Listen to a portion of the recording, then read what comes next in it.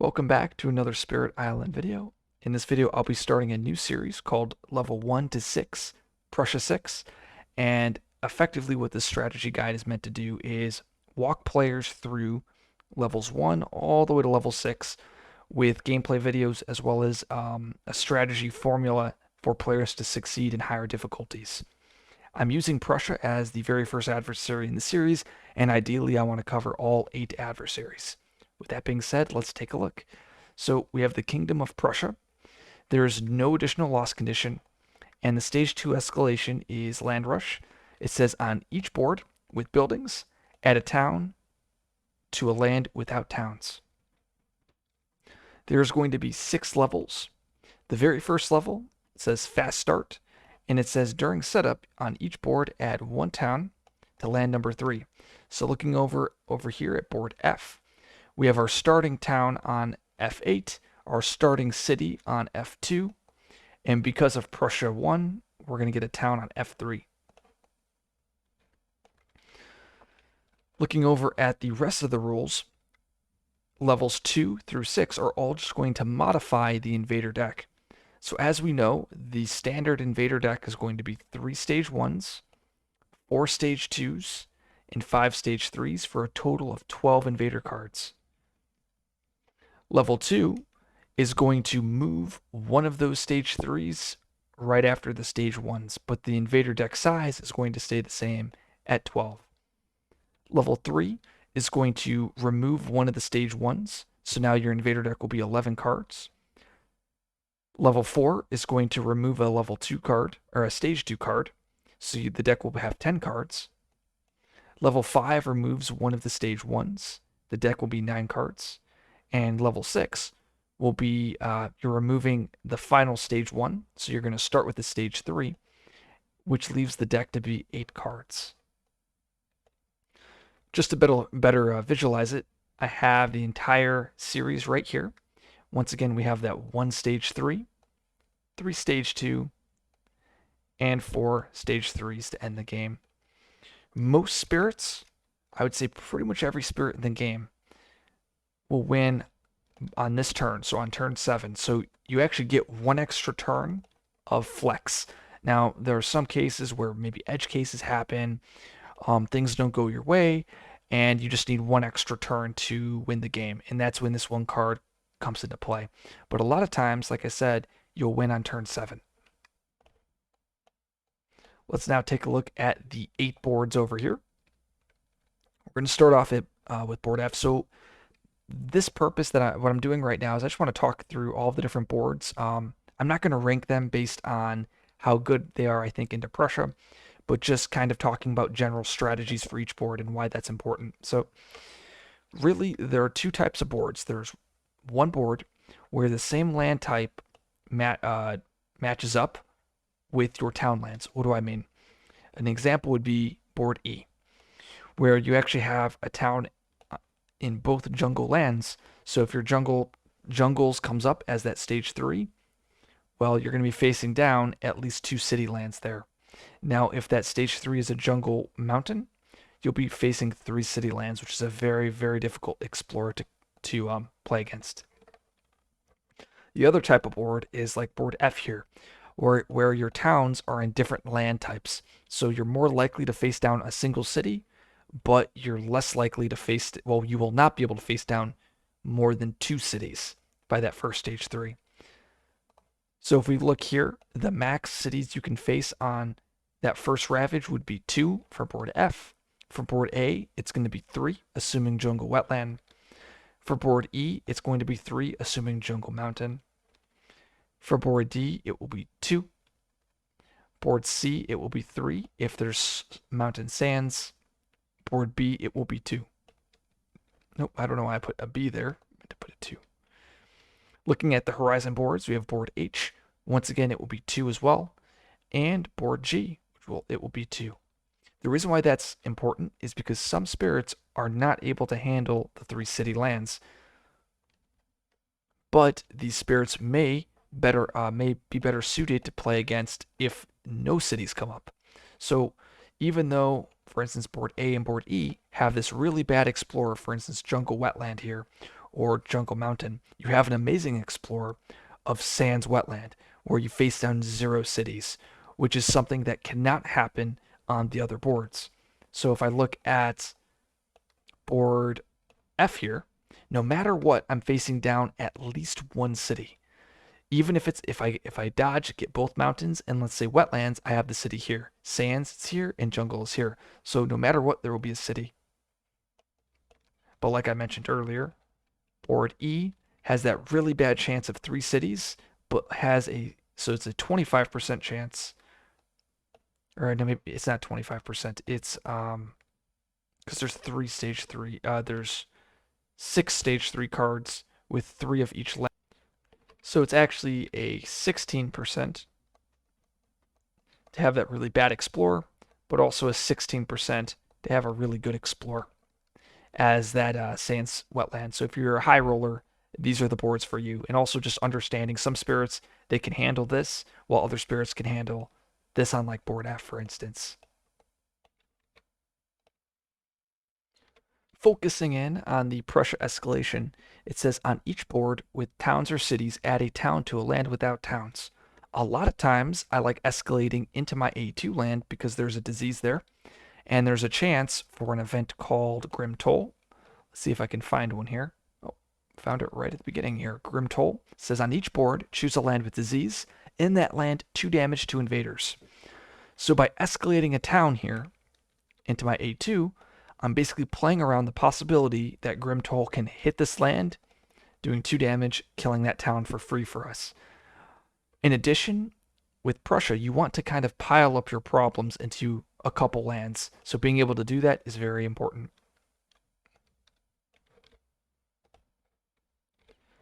So we do start off with the stage 3. I'm just going to flip over this hypothetical stage 3 here, which is Mountain Jungle. So poor board. It's funny, I actually haven't even seen his cards, so it just sucks for the player that picked board E because that is that 16% chance where they're going to be facing down 3 city lands. Very painful for that person. Trying to see if there's a person that got away. Looks like board D, board H are pretty happy because they're only facing down 1 city land with that coastal ravage. One of the strategies I like to do with Prussia is I like to prioritize that coast. And the reason why is there's a very high likelihood that that stage 2 could be coast.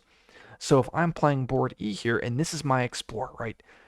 I'm going to dedicate my resources to solving this land A3 or E3 if possible. 1, because there's Dahan here, but 2, there's a very good chance, what is it? It's a 2 out of 5 chance that this jungle comes up again. Coast or the stage 2 jungle.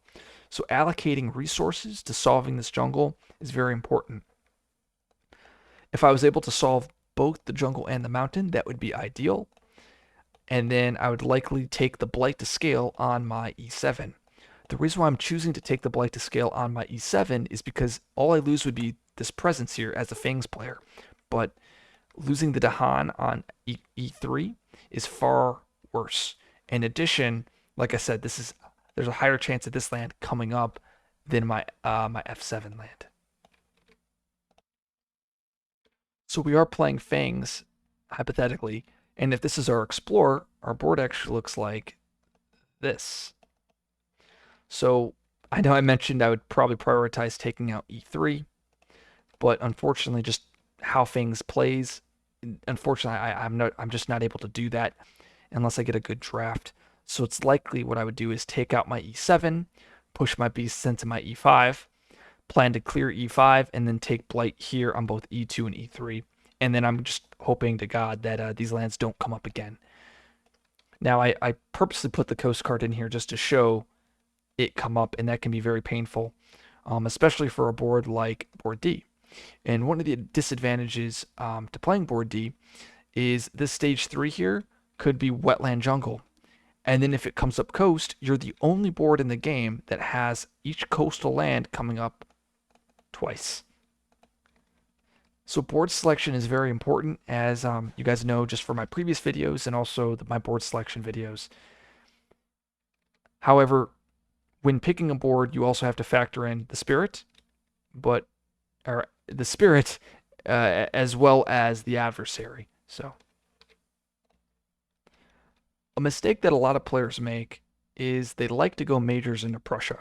And I find that to just cause a lot of problems because Russia demands the players to be as efficient as possible because you have a very small invader deck. So you have very few turns to win the game. So by prioritizing a major based strategy, you're playing fewer cards. And when you're playing fewer cards, that means you can affect fewer lands. So it's less likely for you to handle everything. So a lot of times I like playing minors and I like playing as many cards as I can in those turns. A good example would be let's see if I can find a spirit that likes to do that. I actually would like to show eyes. Let me load that up. Okay, I've loaded my eyes here. And let's search the deck. You'll see when I play eyes, I like to play abductions and guidance on turn 1. Let me show you guys those cards. So Mysterious Abductions is dealing 1 damage fast, and Whispered Guidance is gathering Dahan. So by doing this, if I'm playing eyes here, let's say I'm playing on, screw it, we'll put board B here. So eyes looks like this. We know the starting explorer is jungle wetland or a jungle mountain. There we go. I'm going to prioritize going bottom track here, playing these 2 cards, playing abductions, likely to kill this explorer here on B4. And then the following turn, I'm going to have access to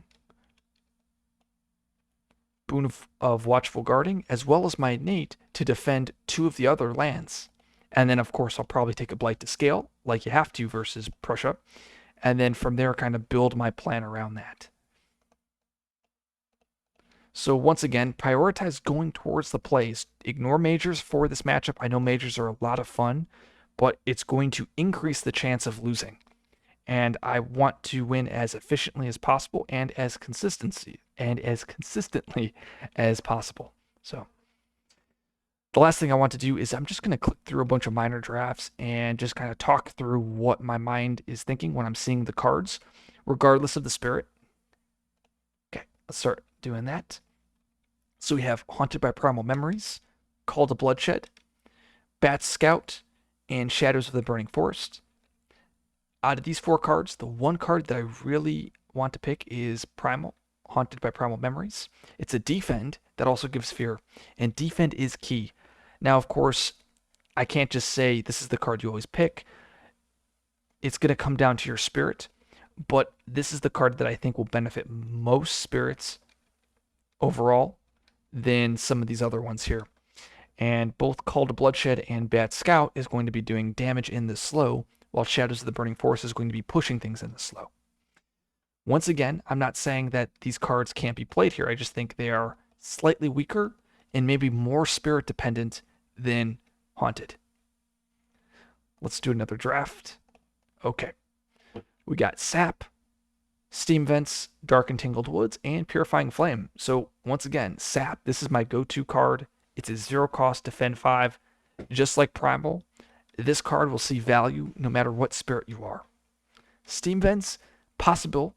I mean, it's a Destroy and Explore for 1 energy. That's fast, very, very strong. You saw me play Mysterious Abductions for the exact same effect. Dark and Tangled Woods, another defend, more fear. Purifying Flame. This is the one card that I would never pick in Prussia. Doesn't matter the spirit. Blight removal is not good enough into Prussia. The way Prussia is going to kill you is not by the Blight card, but because you run out of invader cards. And this is trying to prevent you from losing the game via Blight. So no matter what, do not pick Blight removal cards into this matchup, especially if you're seeing these. I think the only reason I would ever pick this card is for elements, and that would be assuming that my other 3 cards are just not good. So I'm just going to go with Sap, because if I'm playing Fangs, that's the exact card I want to solve my jungle here. Essentially, I would use my innate, and then defend 5 in that jungle. Let's do another draft. Gifted Power, Sucking Ooze, Sear Anger, and Gnawing Root Biters. This is a very interesting draft. I think this is going to be more dependent on the spirit. Sucking Ooze, Isolation, not really good versus Prussia. I mean, creating pockets is nice, but we need to be more proactive.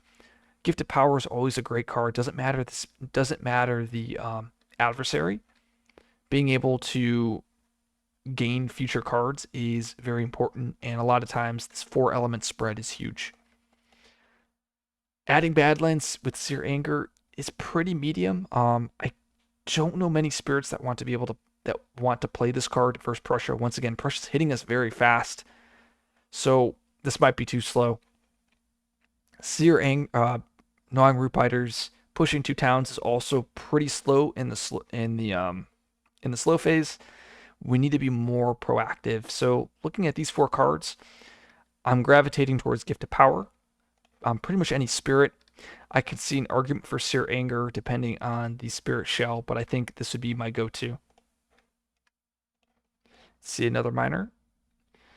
We have GTS, Dry Wood, Rain of Blood, and Savage Maw Beasts. GTS doesn't exist anymore. In Nature's Incarnate expansion, they are removing this card from existing. We have Dry Woods, Rain of Blood, and Maw Beasts.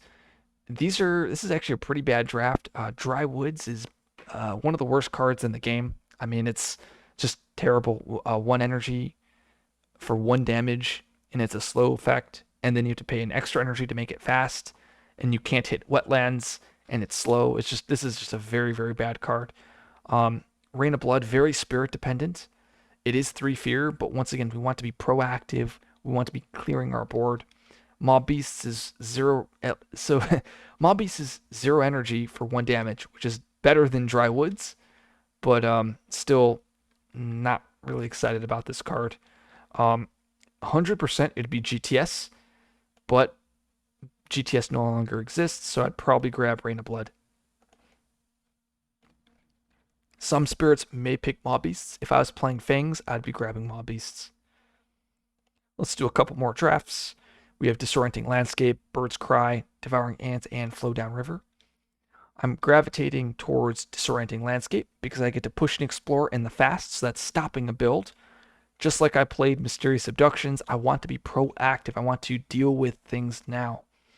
It also adds a Wilds if it's a mountain jungle, so that allows me to cover the land in a future turn. Bird's Cry Warning. It's fast Dahan movement, but really it's that top part that says the next time Dahan would be destroyed in target land, destroy 2 or fewer. This may allow you to make a crazy play, such like on E3, where we protect the Dahan, we take the Blight, but at least they will clear the land or at least do some damage back. Devouring Ants tends to be too slow, but it is 2 damage for 1 energy, and that could solve a land in the slow. So this does have some value. Flow Down River, it's a push a town for 0 energy. Just like Gnawing Root Biters, it's probably a bit too slow. Nope, these should be check marks. But I mean, based on the spirit, this could see some value. I'd grab Disorienting Landscape. And the last one for the video, we have Veil, Sky Stretch, Call to Frosty, Impact of the Joint Hunt. I love Sky Stretches. Making a slow power fast is amazing. But for Prussia, once again, we need to be playing active and fast to the board. I really like Veil. Veil is each Dahan deals 1 damage to a different invader. This card basically solves a land for you and then also can be treated as fast Dahan movement. Pact of the Joint Hunt. Target spirit gathers a Dahan into one of their lands, 1 damage in that land per Dahan present. This could be used as a way to clear lands in the slow.